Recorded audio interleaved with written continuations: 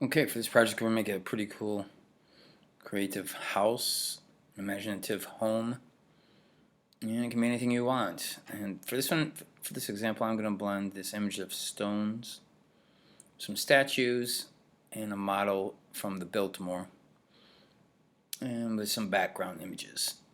I'm going to give it sort of a worn vintage look also. We'll also create the shadow here.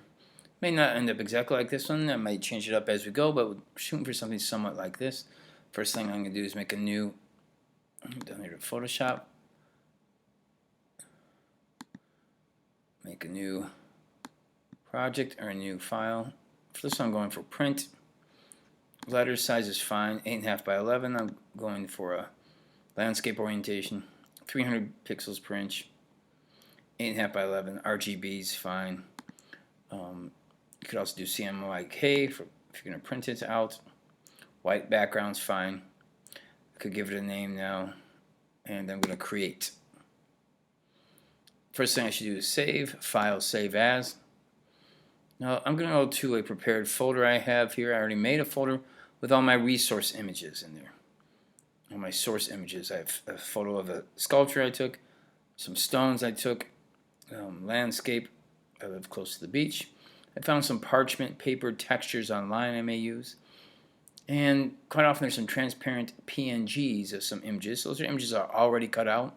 Certain elements are already cut out, and the background is transparent. I have a transparent birds, a couple of images of transparent birds I may add, dust effects, and some smoke. You can make your own or find some online, which I did for those. I also have a background of a grassy field. In case I don't want it on a oceanscape, I may want to put it on a landscape. We'll test that out. All right. So getting started, you may want to collect a lot of your images ahead of time, but hey, doesn't mean you might not add some more, look for some more later on. I'm going to call this, let's see if this is a Photoshop file, and I'm going to title this Stone House. PSD is a Photoshop file. I'm keeping it in that same folder as my source files. Okay, first thing I can do is bring in an image. I'm going to bring in one of those background images. I could click and drag it in here, drag it right in here from the internet, from my folder, or file. Through Photoshop, I go to File, Place Linked, or Place Embedded. Place Linked to be linked to the original image or embedded. I'm going to go ahead and put this ocean background in for now. I'm going to place that in there. Looks like it fits pretty good. Double click when I'm happy with it. With my move tool here, I can move that around however I want. Make sure it's centered or off-centered, or Command T or Control T or Command T. Control T on the PC. I can resize that image if I want. I can hold the Shift key down and stretch it out, make it a little taller, distort it a little, whatever I want. I'm just going to make sure it covers the whole image here. Now, I want to be careful. I don't want to distort things too much. Should be alright with this background image. If it's an image of a person, you don't want to distort it too much. It'll be obvious. You can see this sky horizon line is a little crooked.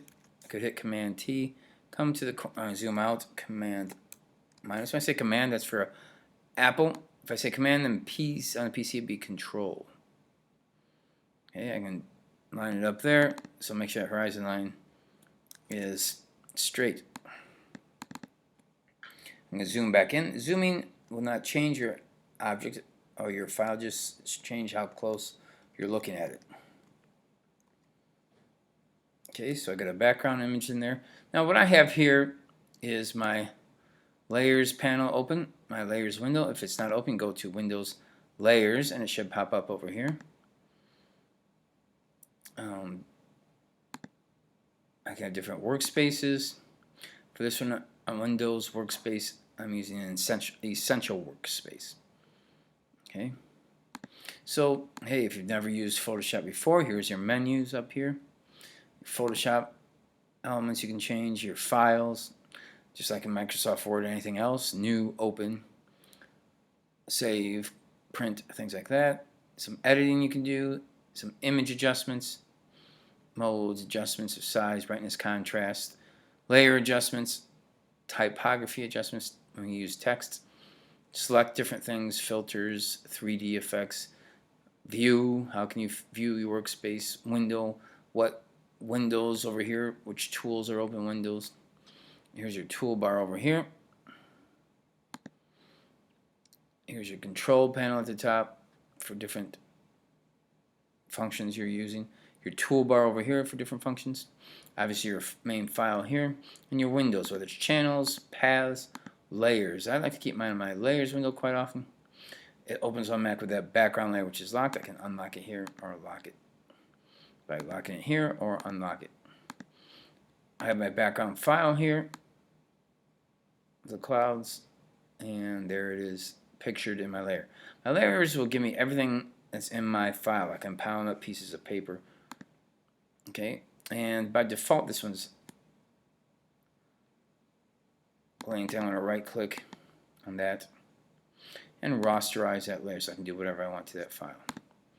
Okay,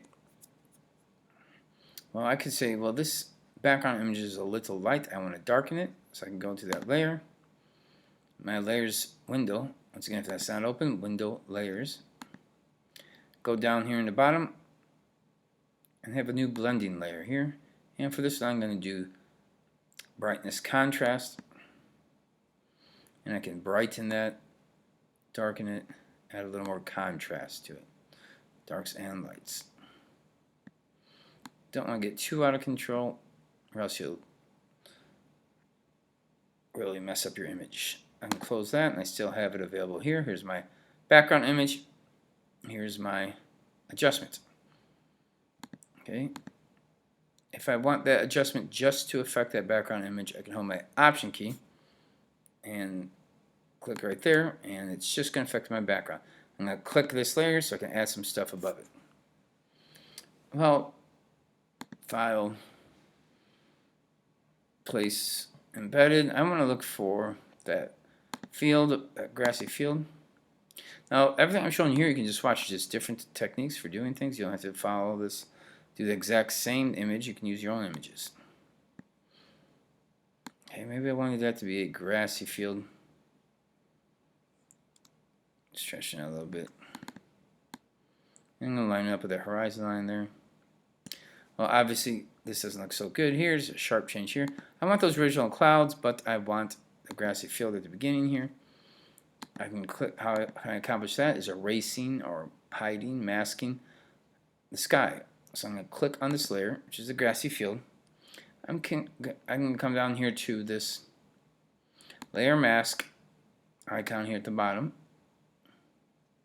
And it'll create a blank mask here. It's not doing anything yet. I can do all kinds of stuff with that, but a quick adjustment I can make is by going to this toolbar to my gradient tool.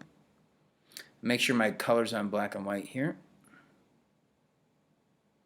Down here. And then with that gradient tool I can click, before I do that, let's do this.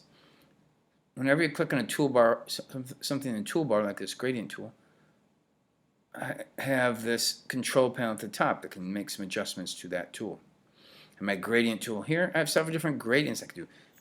A gradient is a shade from something light to dark, or image to no image. Well, I think I want this horizontal one, this basic horizontal one here.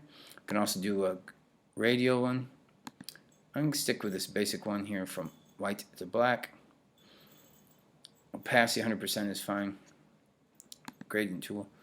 Alright, now I can click and drag and let go, and it's going to fade out. Well, I went the wrong direction. I was click here at the top of my grassy field, click and drag and let go. So it gives me the grassy field, a little bit of those clouds. Let me blend it in a little bit more. There we are. So I could have that colorful background from the ocean image, but then the grassy field from my other image. I'm not 100% happy with that, but I'm not sure. I may check it out later. So instead of deleting this layer, which I could delete, I'm going to poke the eyeball out here and make it invisible for now. Good. So I got a couple backgrounds set up. One with just the ocean, one with the grass and the clouds from the ocean. I've done some adjustments here. I can always do some more adjustments. Let me do one more adjustment, then we'll be done with this section, this video. Ocean. I'm going to do another adjustment layer here. For this I'm going to do hue saturation. Maybe I want that to be a little more saturated. It means the colors will be a little richer. And I can even change the saturation. I could change it more towards the violets, pinks, blues, greens, whatever I want. As you can see, if you get too far off the original image, at times it can get pretty crazy. I made a little too saturated, just a little bit more saturated should be fine. Just change the hue a little bit more towards the pink. And there we go. Now I can close this window. And I got a good starting point for my background. And in my next video, we'll start to add some of the objects. Now, before I go, I should save. And once again, file save.